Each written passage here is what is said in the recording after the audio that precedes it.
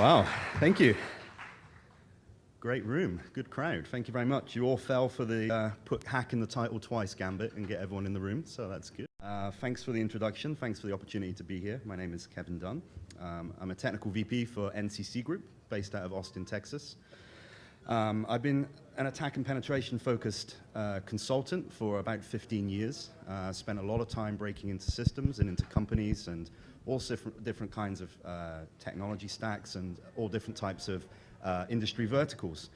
I do live in Austin. That's not my mugshot though, it's my visa picture. I'm originally from the UK. Austin's amazing. This 50 or so pounds of barbecue weight that I'm sporting is testament to that. It's a pretty amazing place. If you ever get a chance to go there, you should. I look after a couple of practices at NCC Group. One is called Strategic Infrastructure Security, and another is the Incident Response Team. So I get to look at both sides of the coin, really. I get to look at how we break into companies and then how we defend companies and how we stop live attacks from happening, all that good stuff. If I was to say I had a specialism, it would definitely be in red team pen testing, in kind of like aggressive attacker modeled pen testing. And a lot of the stuff that I'm going to talk to you guys about today is based on what I see in the wild while I'm doing pen tests. And some of the stuff actually came from as recently as this week, so it's pretty fresh. Okay, so what do I want to do with you today? Well, I'll do a little bit more on intro, let you guys know a little bit more about me and the company I work for. I'll talk about, though, the major types of cloud services and the most common services in the cloud that we encounter. And this, you know, that little asterisk is to remind me to say that it's based off what I see, right, as a pen tester. So there will obviously be tons of others, but these are what I see most often. We'll have a quick chat about the benefits of cloud versus on-premises deployments. A lot of you in the room will be working for companies that are embracing cloud technology for a variety of different reasons. And we'll jump into just a few ways in which you may do it or you may be planning on doing it. The main meat of what I'm going to talk about, though, is obviously to do with security. I'm going to talk about the concerns around cloud security. I'm going to look at some pen test case studies, some examples of what I see and what we use to exploit firms. It's all going to be pretty basic stuff, though. And when we look at the lessons learned, hopefully most of you will be able to sing along with me at the end when it comes to what needs to happen, but what is not currently happening in the majority of firms. So let's make a start. NCC Group, right, I work for a company called NCC Group. We're a global security firm. And what's great about working there is that we get to see so much. We get to look at lots and lots of companies, all trying to solve either very similar challenges or, you know, in some cases, completely different and diverse. We look at this thing called total information assurance. We want to be able to offer advice on pretty much everything that your company does. So whether it's around application security or whether it's around securing the company, around DevOps, whatever it might be, or whether it's around modeling, you know, the ways in which you may get hacked and you may get compromised and showing how that actually relates to things like theft of source code or theft of IP or whatever your biggest fears are. That's really a key area for us and for me. I'm based out of Austin, but we have offices all around the US. And if you don't know our company name, you may know some of the firms that we integrated into NCC Group. NGS Software, Intrepidus Group, iSEC Partners, and Matasano were all of the brands that are now fall under NCC Group. It's often quicker to name what we don't do than what we do, right? But ultimately, in a nutshell, you know, we look at lots of things. We look at lots of attacking, and then also we look at incident response. So whether it's attacking applications or users or buildings or networks, it doesn't matter, because I certainly believe that it's really about all of that. Your company is about all of that. And focusing in on only one thing is often a little bit blinkered, and it means that things will get missed. So anyway, on with the show. So let's talk about the cloud. You guys have probably seen these types of memes and what have you, right? It's not the cloud, it's just other people's computers. When you think about security in the cloud, this is something you really have to keep in your mind. It sounds obvious, but it really is like the main bearing of why security in the cloud can be difficult. How much control do you have over the data, over the systems, over all aspects? So let's talk about, though, general deployment models that we see, because the way in which you and your company use the cloud can be pretty diverse. So when we talk to companies and we look at what they do, there are a number of ways in which they may use the cloud. Firstly, we use cloud services to support a product and our customers. Quite a lot of the people in this room, I assume, have that kind of model. You use a cloud service platform in order to support your product and your customers. We use cloud services to support aspects of enterprise IT and our user base. This is where you've decided as a firm to offset parts of your traditional IT into cloud service providers. Great example of this would be Office 365, right? Put your Exchange servers in the cloud, et cetera, et cetera. We build cloud service platforms. Well, okay, that's probably speaking to a much smaller part of the room, but certainly we do work with companies that actually build the cloud service platforms that you use as consumers. Or we do something really new that you've not heard of yet. Well, that's the beauty of consultancy, right? This happens all the time.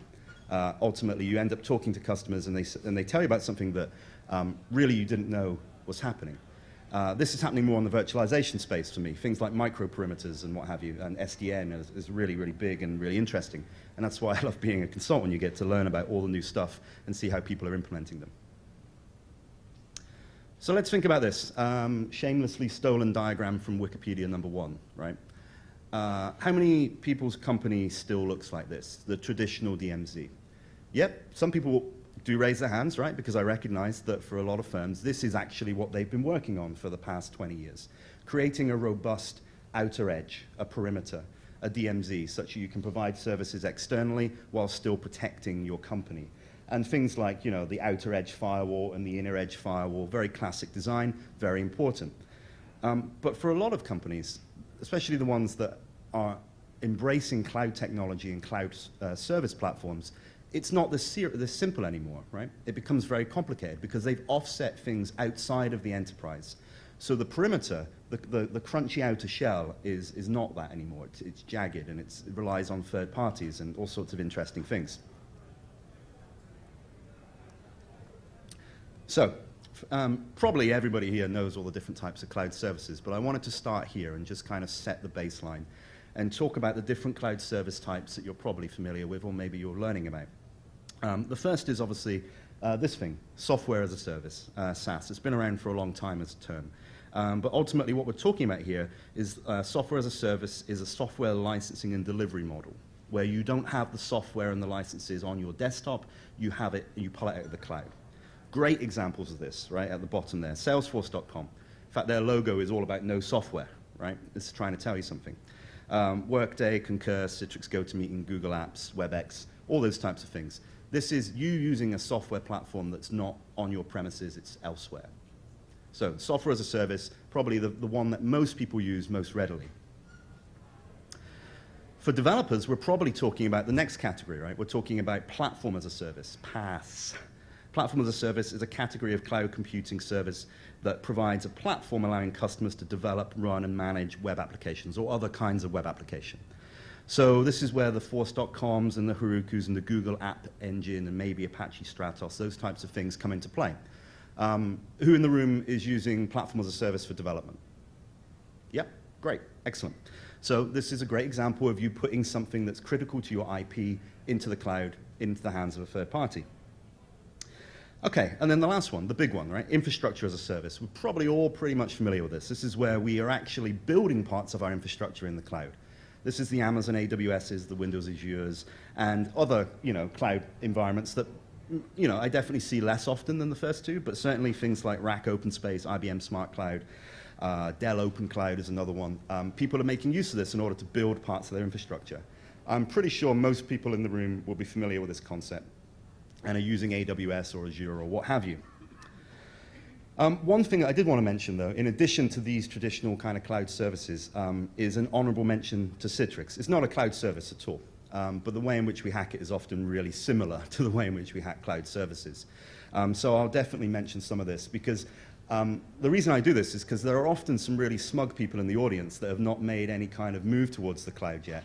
So they think they're pretty immune to everything I'm going to talk about. And then when I say, but you have Citrix, they kind of bow their head and nod. And I'll show them that it's pretty much the same problem. It's just something that's hosted on premises instead of in the cloud. So we'll take a look at that. Obviously, if you're not familiar with Citrix, it allows you to have a published application or a full desktop in a virtualized environment, and a lot of companies use it, right? So all of that said, the most common cloud services, let's talk about what I see all the time on pen tests. And they're probably not going to surprise you, right? They're probably the types of things that you guys are using.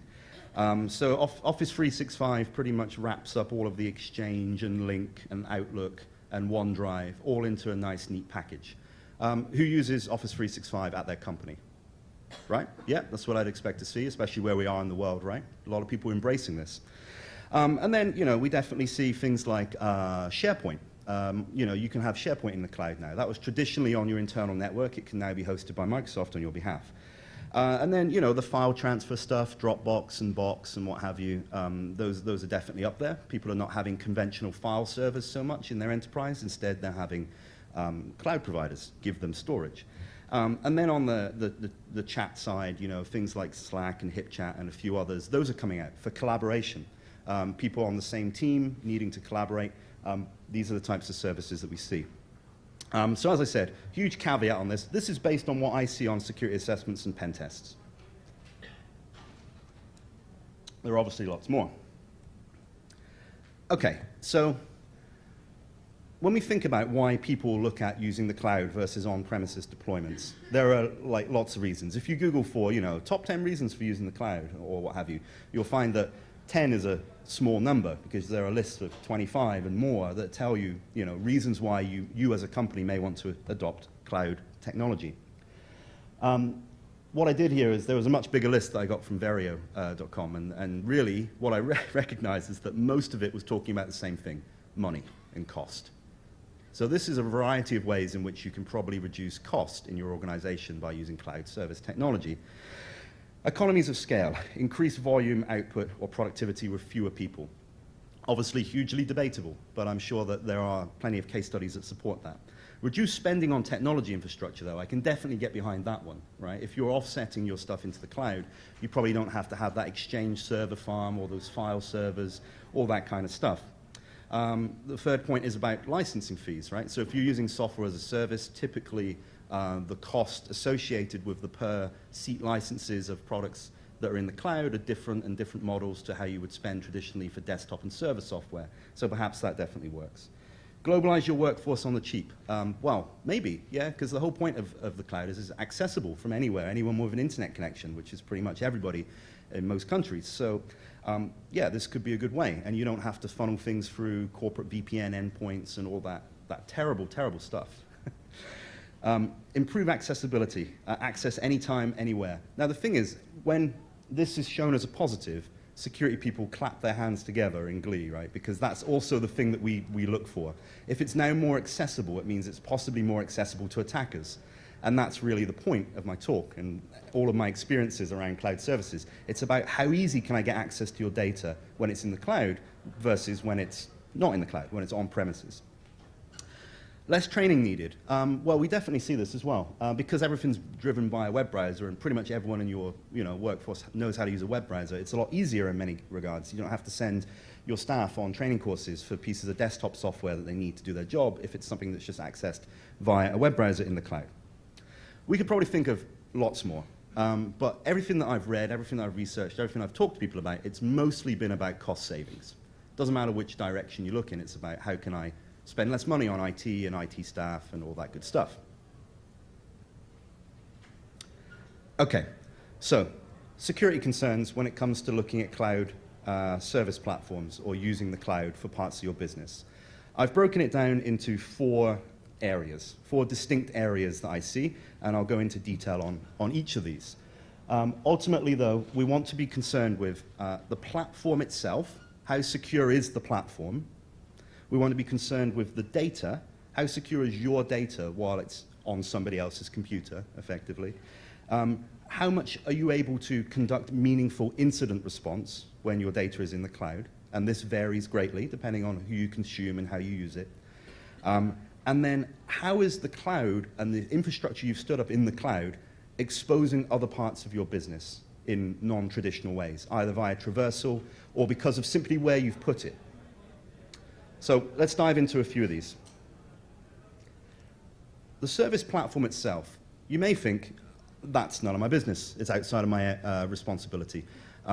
Or you may think, yeah, I'm actually quite interested in that. How well have Microsoft and Google and AWS and what have you, how well have they secured the actual platform itself? What could go wrong with that environment, and how could I be affected by it? The devil's always in the detail. Certainly, those companies engage firms to look at the security of their platform proactively. That's excellent. It's great news. But there are kind of interesting little edge cases, certainly to do with multi-tenancy. Which tier have you paid for? Are your servers stood up in an environment that's functionally the same environment as other people's servers? Or do you have a genuine kind of virtual private cloud, for example? Those things could be important. The other thing is that vulnerabilities can come from a few different areas when it comes to the platform itself. It can either come from the software-defined networking part, like how they've segmented the multi-tenanted environment and how they've created their network security. Or, in my experience, much more likely, it comes from the thing that controls all of that. So when we're talking really about infrastructure as a service here, but when you spin up machines and you build things, what's the way in which you do that? It's through a web app, right? Or through an API. That's the bit that usually has the bug. And I've certainly reviewed products for people that make systems like this, and the vulnerability was in the web application. That meant I could take down servers that were in other tenant enclaves that weren't mine, for example. Huge problem. But at the crux of it, a web application problem. Should obviously speak volumes to everybody at OWASP. So the platform itself could be something that lets you guys down, for sure. The way in which your administrators and your users authenticate to the platform is also pretty key. Let's talk about this one, though. Data security. At the moment, quite a lot of people seem pretty content with throwing their enterprise data up into the cloud. If you think about Exchange 365, Office 365, fantastic. Great accessibility, cost savings. But what are you doing? You're putting your enterprise company email in the cloud. Now, I mean, your risk management and your risk criteria or how you do a risk analysis to this may just stop at the point where you say, it's okay, I completely trust the cloud service provider with that data to handle it sensitively, protect it from attack, so on and so forth. Oh, and also not look at it and market to me based on it and all those nefarious things that could happen. If that's where your rationale begins and ends, that's fine. I'm not going to tell you you're wrong. What I am going to say is that there are lots of companies that don't believe in that worry about the security of their data when it's in the cloud, whether it be because they're using Dropbox or Box or some other file share, or because of their email. So it's an interesting problem.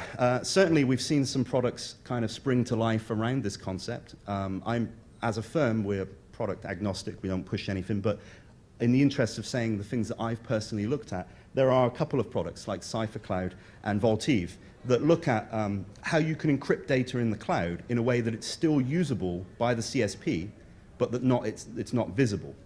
This idea of searchable encryption. And they have a variety of ways of doing it, but the way you typically do it is you have a gateway product on premises, which is where the keys stay. The keys never go to the cloud service provider. But the data is encrypted before it's sent up and when it comes back down. And it's packaged in such a way that it still is an email and they can still use it and process it and search through it and deliver it, but the actual body of it is encrypted with keys that you hold on your premises. This is pretty interesting. It certainly goes a long way to talking about protecting the data as it's in the cloud. The CSP and anyone hacking the CSP should only get the ciphertext. They'd also have to hack you to get the keys off the box to then decrypt it. So you guys have probably seen technologies like this. They're definitely becoming more popular and they're cropping up because it answers this question of how do I secure my data, my enterprise data, when it's in the cloud and being handled by somebody that's not me. Incident response in the cloud. As I said at the beginning, this is an area for me of focus. I run the IR practice. And it's kind of interesting. Incidents, obviously, and events happen all the time. The CSP that you're using, whether it's in a full-blown infrastructure as a service perspective or some other perspective, I mean, how good are they at working with you with on an incident response engagement? And it definitely varies in my experience, but some of the questions you need to be asking yourselves are around, can I get hold of the logs? What do they log? How often is the logging overwritten? All of that kind of thing. Can I get access to, like, what's the lead time on getting those logs? Can I get access to running memory snapshots? Can I get access to the actual images for the servers themselves so that I can have somebody perform forensic analysis on them? The case, or the answers to those points really do run the whole range. Sometimes absolutely is the answer, and to a very good, acceptable level, and other times it's not that. So you do have to think about that. Also, do you have any visibility at all of what's happening up there? Do you have any kind of real-time telemetry from a traffic perspective or any other kind of logging? Because a lot of firms obviously build their own security operations centers, their own SOCs. So how do they get visibility of what's happening up there? These are all really important considerations, I would suggest, for when you put your enterprise data or your customer data in the cloud. Okay, so what about this idea, the last area? How do your users access the cloud data?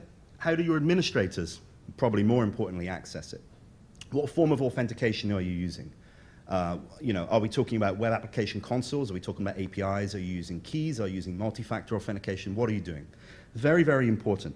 Because the point is, and when I design pen tests that are attacker modeled, the point is, what can happen if an attacker gains access to this system as a user? And then conversely, what can happen if they gain access as an administrator? These are things that we prove all the time through pen tests, and I'm going to go into examples of this in just a second. The other important, interesting thing is interconnectivity. If those servers in the cloud get compromised in some way, where does that get the attacker? Are they kept in the cloud environment, or are there traversal inroads into your real enterprise? And I've certainly worked on pen tests where the second was true. Compromising servers in the cloud meant that I could traverse into the real company on-premises environment. Obviously, a huge problem. I'll jump into all of these when we look at these case studies. So this is what I wanted to go through. I wanted to look at accessing SharePoint, accessing cloud storage, enterprise email. We want to look at the cloud data centers themselves, how we can compromise or how we have compromised those. And I want to look at sneaking in via domain trust, the last point really that I just mentioned, which is if I compromise something in the cloud, where do I go? How can I get further into the company? Sometimes yes, sometimes no. And then just for the nostalgic pen testers and the smug people, we'll look at a quick old-fashioned Citrix hack, which is pretty much essentially the same type of hack. But first, okay. So ultimately, I've spent my career doing penetration testing and lots of ancillary things associated with that. But what may surprise you is that the things that almost always work when we do an attacker model test, when we try and do a really aggressive pen test, are the things I've got up here. Really basic things that worked 20 years ago. We ultimately use these approaches. We use password guessing, believe it or not. We use targeted spear phishing. People will still fall for phishing emails and they will do your bidding based upon it. And we use social engineering. Yes, we call people. Anyone that's expecting really detailed advanced penetration testing techniques from me during this subject are going to be disappointed because it's very, very simple. Why do we do it? Because it works almost all the time, and it really doesn't matter who you are. Doesn't matter if you're a small organization or a large one. These techniques still work, and they still allow me to get the things that I need to then access systems. And predominantly, obviously, we're talking about systems in the cloud at this point.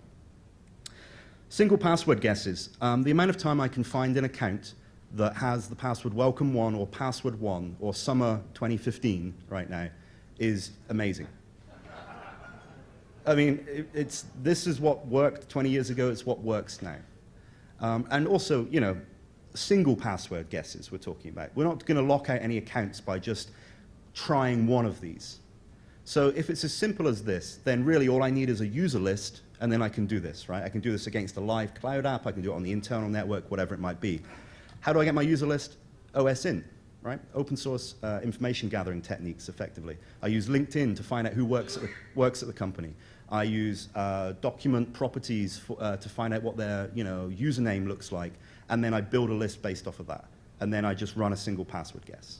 And all I really need is one, right? Hopefully I find somebody that's pretty privileged, but usually with this kind of thing, we're probably talking at like not often IT or security staff, although we have hacked IT and security staff in exactly this way.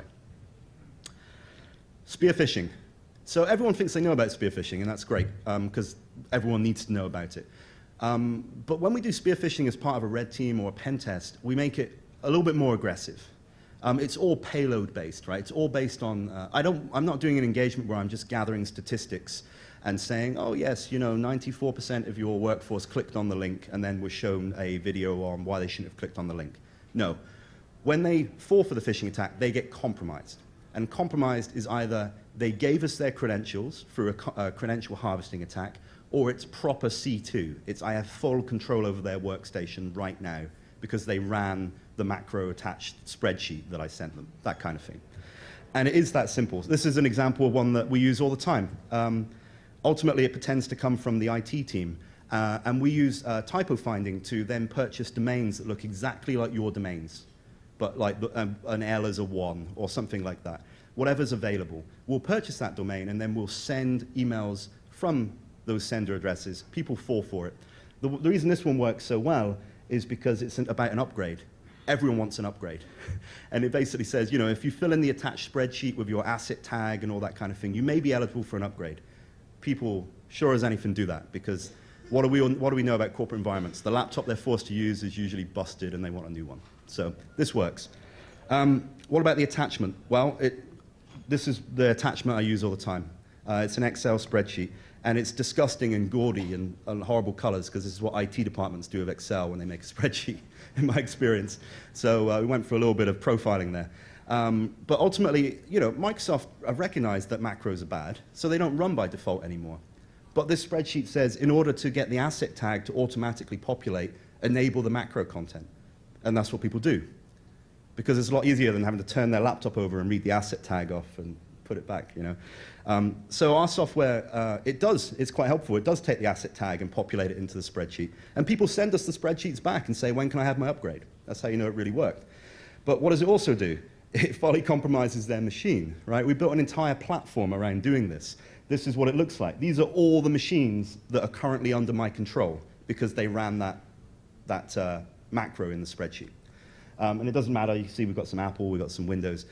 We can work with both. So this is excellent, because now I have full control of their machine. I can do things as them. I can dump their credentials. All of this is really around me getting their username and password so that I can access things in the cloud as them. The last area is social engineering. Yeah, it does still work. Obviously, is this water? Yes, it is water. Obviously, people think that it doesn't, but we have some very, very good, very highly skilled social engineering practitioners in our firm. And you think it's a matter of, you'll just be called out of the blue. We will work on campaigns building the relationship for multiple days, multiple weeks, to the point where you genuinely think that we are supporting you in something, and then we ask you to give us something. So we try to make it as attacker model as we can based on what your threat actors are. Okay, so all of that aside, that's the precursor. How do we do it? Very, very basic stuff. What do we do? Well, let's take a look. Firstly, lots of people are using Office 365, as we already saw. Did you know it's quite easy for me to find out which companies use it? The Microsoft Login portal lets me do it, right? If I just put in foo at whatever company domain I'm looking at and hit tab, if they use Office 365, it'll take me to their login page, okay? If they don't, it'll say I can't find their login page. This is excellent information disclosure from an attacker's perspective. Picking on Coca-Cola for no reason, just at random, right? If we did this with the people in here that have a company that work and use Exchange 365, the same thing would work. I would be able to determine if I can find you or not. The same thing's true with Google Apps for Business. So if Google are the people running your email, I can do the same trick. It will disclose to me who is using it and who isn't, based on domains. So pretty simple. The other thing that's easy to find, based just on Google searches, is who's got their SharePoint in the cloud, right? This is an example of one just at random. But you can see at the bottom, well, maybe you can't see it, but it says this is SharePoint. It actually says it. So now I can do like really simple Google Docs, right, where I just build queries and just look for pages that have SharePoint on them and have a similar kind of URL path, and I can work out who's got their SharePoint in the cloud. Same is definitely true of cloud storage, right? Dropbox or Box or whoever you're using. It's pretty easy for me to figure that out, either through social engineering or just attempting to log in and what have you. But what we're talking about here is just a single factor web page, just enter your credentials. So when we actually pull it off, right? When we actually get a set of credentials for a user, what do we now have? Well, everything, right? If you're using Exchange 365, this is taken from a pen test. I've logged in as the user, and sure enough, what do I see? Everything. I have their inbox. I have OneDrive, if OneDrive is being used. I can use Link as them. I can use Instant Messenger. So what we like to do when depending on the engagement scope, we can ultimately just start sending emails as them now. A nice technique is just to go through the inbox and find out if they regularly exchange Excel spreadsheets with people, and then just Trojan them and then send them out new copies of the spreadsheet, and now I get even more shells. This was all possible because for some reason I was able to get hold of their username and password and then use that to log into Exchange 365, Office 365. What's kind of interesting, though, is that you can do a lot more with Exchange 365 or enterprise email if you have the right level of permission. For example, if you can get hold of the credentials for the enterprise, for the Exchange admin, now you have the ability to do crazy stuff in the cloud or against Exchange 365. This is me using using a SharePoint portal that was online that we got into with these creds to figure out which person has mailbox permissions. And we just gelled all of this together. Microsoft obviously makes it pretty easy for you to understand how to do Exchange administration against the cloud instance. So it won't probably surprise you, PowerShell, right? It's easy if you've got the right permissions to be able to add yourself a mailbox permission on a different mailbox. So that's exactly what we did. This is me running it, and then ultimately I'm able to then get to that mailbox and send and receive email as that user. The most important thing to take away from this is that this is definitely what we could achieve with regular old Exchange hacking in the enterprise. But where did I do this from? I did this from my hotel room. This was originally behind the VPN, and it's not now. It still hinges on me needing to have a username and password, of course, but I don't have to be on the network at all. And if I got that username and password by doing a targeted spear phishing campaign, specifically looking for that Exchange administrator, then great. I did all of this remotely, and I never needed to be the other side of your VPN ever. This is the kind of stuff that pen testers love, and you guys hate. Usernames and passwords, though. Wouldn't it be great if you only needed one username and password to get into lots of systems? Of course, you can, right? People use single sign-on systems all the time. This is an example of OneLogin. Who uses OneLogin? No, I'm just kidding. Oh, gotcha. Basically, OneLogin. So you only need to log in once, and then you have access through web single sign-on to lots of things. And in the case of this compromised user, they had Box, they had Blue Jeans, they had various other interesting things, right? Even their benefits system. All I needed was one username and password to get to their life, their corporate life. That's pretty stark. And like I said, it's a pen tester's dream, an attacker's dream. Okay, let's look at some other problems, other things that we see. All of your cloud data centers all belong to us. Basically, what's interesting about infrastructure as a service, and it's around how you provision servers and who you let stand up servers, and how often those standard builds, those images get updated.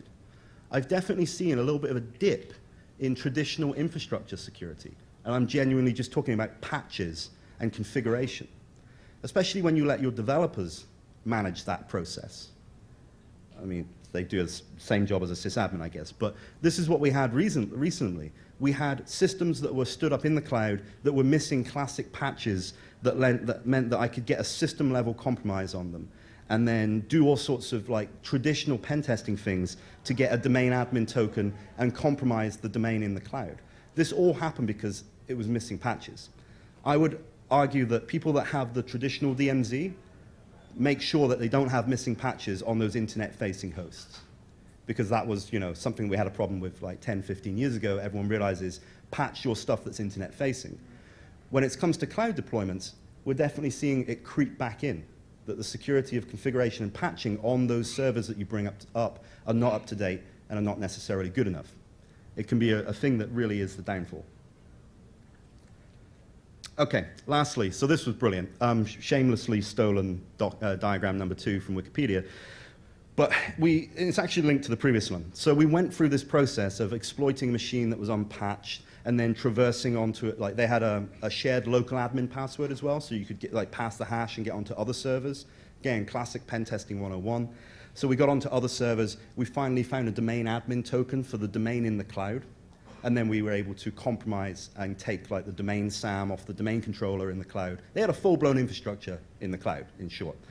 But then what they also had was that the domain controllers in the cloud had a domain trust with the on-premises enterprise domain and an IPsec trust relationship access control, rather, that meant that if you were on the domain controller, you could also just RDP into the real domain controller in the enterprise network. So this is really like as bad as it gets. And when we talked to the enterprise admins, they had nothing to do with setting the cloud deployment up. Can you imagine how annoyed they were? This was like a huge gaping hole into their company, and all because of the way the cloud deployment was set up. It was a good day for us. Okay, and then finally, as I said, old-fashioned Citrix hack for the nostalgic pen testers. So lots of people that I talk to about this, you know, there's a number of them that always say, yes, but we don't have that. We haven't gone to the cloud, so we're in pretty good shape. And I say to them, do you have Citrix externally exposed? Yes. Do you have single-factor authentication? Does it just use a username and password? Yes. Okay, well then pretty much the same kind of compromise is possible. If I can get an account that lets me log into the Citrix instance that you expose externally, I get this, right? Probably. I get exposed published applications. Breaking out of a published application is like trivial to get to a real underlying desktop. In the case of this one, they actually gave you access to Internet Explorer and File Explorer. Now, when I run those, where are those running? They're running on the server. They're not running on my machine. So you've given me Internet Explorer and File Explorer on a server in your network. It's pretty easy for me to then just go to other places. This is me browsing the sysvol of the domain controller on the internal network through this exposure. Really, really easy stuff. I can then get a command prompt if I just use you know, File Explorer and just say, oh, no, I don't want to look at my home directory, thank you. I just want to run this thing called you know, Windows System 32 cmd.exe. Where's that command prompt running? On the server, not on my machine. So I now have a command shell on a system that's internal inside the network. I include this one not because it's really anything to do with cloud security, but because it's the same kind of hack. If I can get a username and password and you've not protected the credentials properly, then I can get into a system that will, this time, give me genuine direct access to on-premises. Okay, so I'll wrap up with some lessons learned, and I'm pretty sure most of you will be singing along with me with the last one. Authentication is really key. Before we get there, though, I'll go through some of the other points. The easiest entry points still deliver. They really do. This is pen testing 101. This is not sophisticated rootkit malware thingamabob. General control of assets is really important. How much control do you have of your systems that you've put into the cloud? Data security and confidentiality. Are you comfortable with your CEO and your like everyone's email being up in the cloud away from your control? That's a good question. And then exposure to enterprise systems and traversal into the company network through those systems. If you rely solely on usernames and passwords to get into your cloud environment, you have a problem. You have a really big problem. I walked in on the end of the last talk, and on their lessons learned slide, the first point was multi-factor authentication, right? MFA? Yeah, absolutely. That makes it so much harder for me if you have that implemented. Staggering number of companies don't have it implemented, like most of them. Easiest methods to get username and passwords are still the same ones they always were. Guess them, fish for them, or ask for them. You need to threat model the situation based on what happens if an attacker gets hold of the username and password for my Exchange administrator. The answer shouldn't be that they can act on behalf of the Exchange administrator in the cloud. It should be, oh, but that doesn't get them anywhere because of X, Y, Z. If you don't have that bit, and you have the first bit, you have a problem. How much control do you have? Yeah, you probably have quite a lot of assets, control of assets in the cloud, but do you have enough the trade-off is definitely important, I would say. It probably means that you don't put everything in the cloud. You need to prioritize. And I know that's really what firms are doing for cost, if for no other reason. Forensics and incident response is really, really key. It can range from being easy to incredibly difficult. Firstly, your forensic examiners can carry out the forensic investigation in the cloud quite easily, right? So the process of acquisition for a virtual server in the cloud is actually easier. I don't have to show up somewhere with a write blocker and take an actual disk copy of the server hard drive. You can create a snapshot, and then let's say we're using, well, it doesn't matter if we're using AWS or Azure. You can then share that snapshot with me, and then I can stand up an analysis server and connect to that snapshot. So you can actually achieve a lot of forensics virtually in the cloud. So I don't want to suggest that it's impossible. It's not. Where it comes harder is usually the logging side. How much logging and telemetry and visibility do you have of your systems up there? So that's really the one you want to look at in more detail. Some examples. Yeah, this is an example of taking, obviously, a capture in Azure. If anyone uses Azure, they've probably done this many times. So you can take a capture of the drive, and you can provide it, and we can work on it in the cloud. Your providers can work on it in the cloud. Same is obviously true in AWS. You guys have probably all done this, taking snapshots of the drive. If that's a system you think is infected, this is the quickest way to have somebody look at it. So data security, I would say, is something that should be on your mind. As I mentioned before, there are products that try to look at this. It is not an easy problem to solve, though, because you need your cloud service provider to be able to process the data in some way. But how much they are able to process it is really down to you. So encrypting that data before it ends up in the cloud is pretty significant. I would suggest, on the last point here, this is what you have to consider. You should only put data in the cloud if you can afford to either lose it or have it exposed. Does that sound like your email? Probably not. So yeah, something to consider for sure.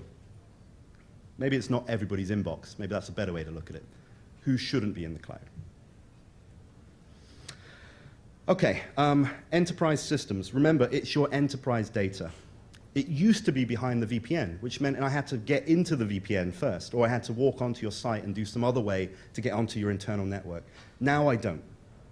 That's the key thing. It's exposed in a way that it wasn't before. How many layers of authentication are there between your data and the rest of the world? If the answer is just a single username and password, I would suggest you've got a problem. Traversal paths. Now, I'm not going to suggest that everyone's going to fall foul of the same problem that we found, where you can get directly in, but you should definitely look at how are the servers in the cloud connected to my enterprise servers. If the answer is not at all, great. If it's yes, they are, you need to look at how, who can do that, and for what reason.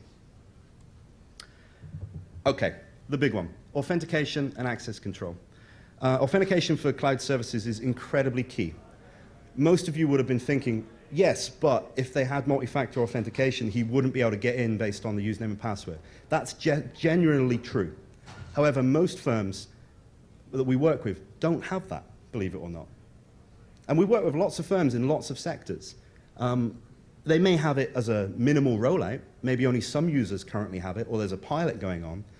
But really, the uptake is just not where it should be. Most firms, it's still a matter of, if I have username and passwords for users and they use cloud services, I can get into those cloud services as those users. Lots of options exist, really, for multi-factor authentication. Google Authenticator and Duo Authenticator are examples. There are others.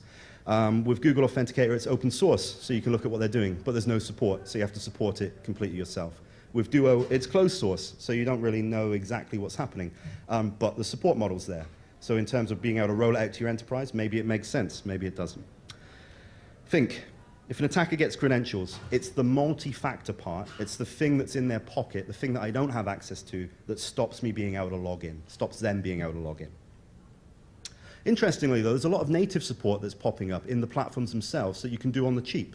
I think May 2014 was when Microsoft ultimately announced that everybody can use multi-factor authentication in Exchange or Office 365 using text messages. Previously, it was only for administrators. I never see this turned on.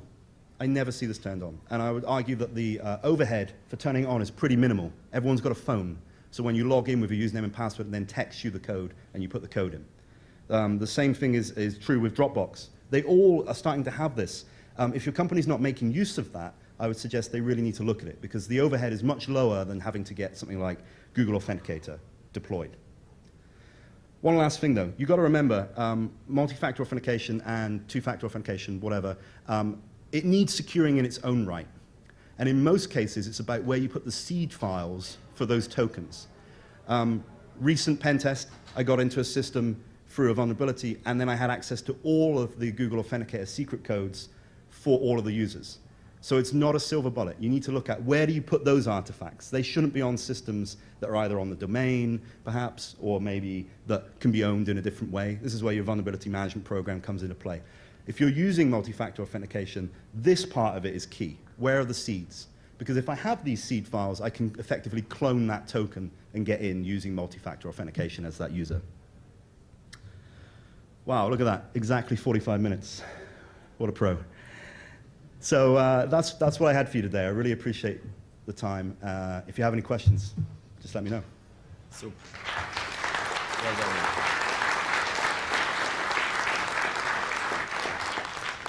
So folks, we have a microphone now for the questions. So if you would like to ask questions to Kevin, I'm going to ask you to line up behind the microphone. After that will be Evin lunch, which is happening upstairs at Atrium, and we're coming back at 1 p.m. for the next talk. Thank you. You Yes, mentioned how the 3 basic attacks still work on almost all clients, which I've seen as well. And the first, with the passwords, you're addressing with a multi-factor. But for the other 2, that were social engineering, how are your recommendations changing with the fact that it still continues to be an issue? Like, Yeah. how has that evolved for you? Definitely. So, I mean, a lot of people will tell you that it's all about education of your users. And yeah, that's good. But it ultimately doesn't solve the problem in the way that you want it to. So for example, it doesn't matter how much you educate your users not to give their passwords out via social engineering or not to click on links or run attachments in phishing emails, they will still do it. A number of them will still do it. So you need to look at designing technological solutions around protecting your organization from your users' actions. When it comes to phishing, that's often around things like filtering what they can get to. So egress filtering and content filtering for the systems they can get to. Because if C2 can't get out of your network, I can't take control of them. If they can't get to my stood up weird version of your site because it wasn't on your whitelist, that will definitely help. So, and when it comes to the social engineering fact, I think it's about single points of failure, right? And it's about designing separation of duties such that your privileged users that can do things on your network, they have more than one account perhaps. There's account hygiene around that. Maybe they can give out, or they do give out one of their accounts, but they don't give out the real one because they know that's the admin account. So I think that it's not an easy answer, I'm afraid, but designing systems and processes to protect your company from the user's actions is, I would say, more effective than training. Yes, sir. So besides the cost savings, a lot of people moved to the cloud because they believed the cloud service providers provide better security than non-specialized providers, just general IT shops, security shops, and so forth. Do you believe that's the case after doing pen tests, that the cloud service providers do provide better security than in-house? Yeah, I do actually. The reason I say that is because the way we break in is not really anything to do with the cloud service platform in most cases. It's to do with the options you've chosen to turn on. In this case, the use of multi-factor authentication in most cases. The fact that they are now supporting it natively in the platforms itself is a huge step forward. So I do think that I would say pretty much all of the ways that we have these successes on pen tests are not to do with the cloud service platform itself. And the second question is, you mentioned one login, and there are a lot of growth in that industry, the IDaaS industry. Have you, and a lot of these IDaaS providers do provide multi-factor and so forth.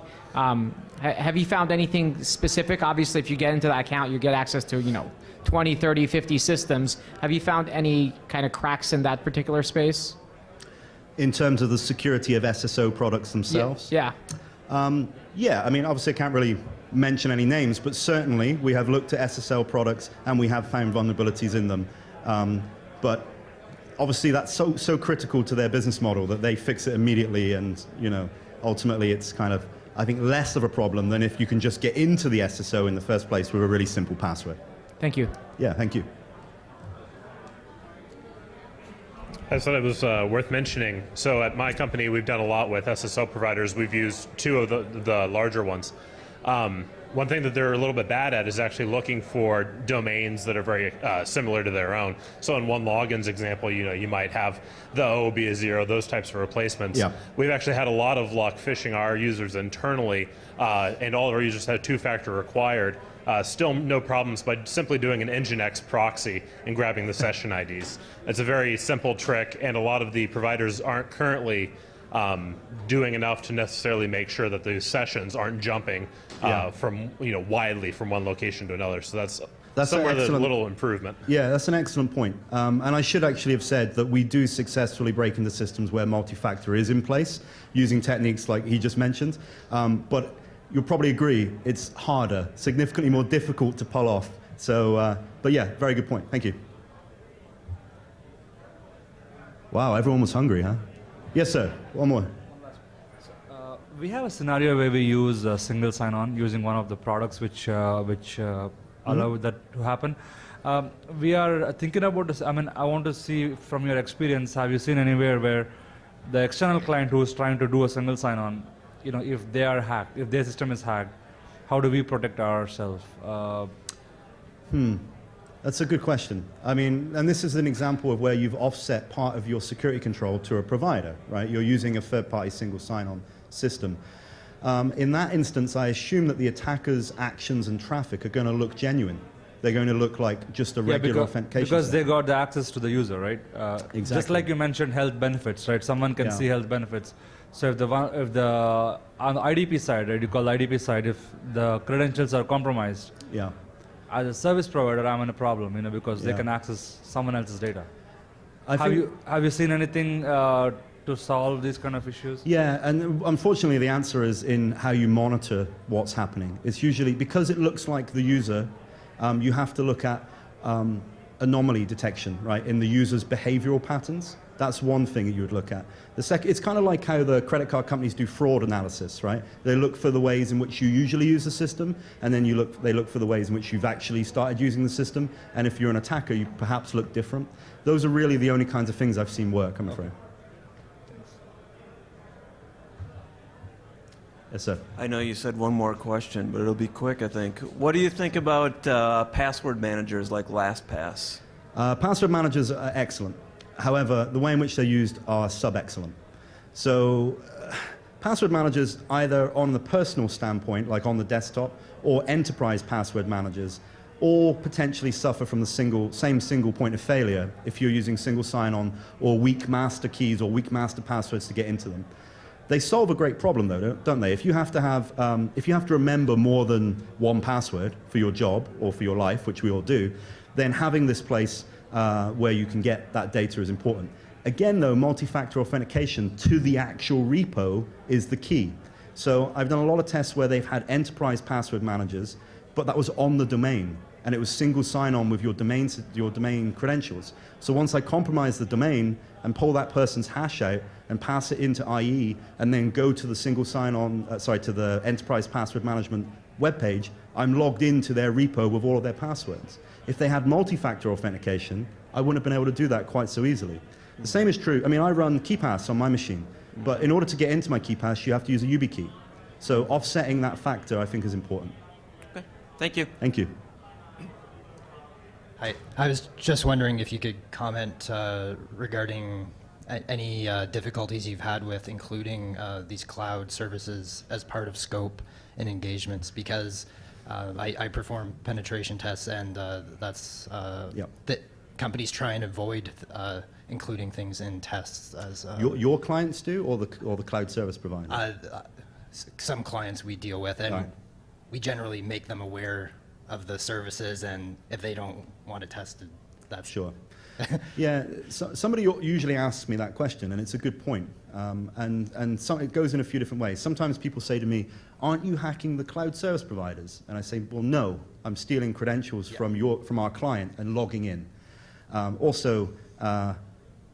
of the cloud service providers have pretty open agreements now about pen testing on their systems. They've been driven that way by their client base. From the perspective of talking to our clients, though, and when they say, we say to them, okay, what kind of test do you want us to do? Oh, we want you to model a real attacker pen test. Great, okay, let's just have a real quick exchange of what you've got. Do you use cloud services? Yes, we do. Okay, great. We assume that if we get credentials, we're going to be logging into those. If they were to say no at that point, I would just have to ultimately say to them, why? You asked me to model what a real attacker would do. If they're adamant that there's a ring fence around it, customer's always right?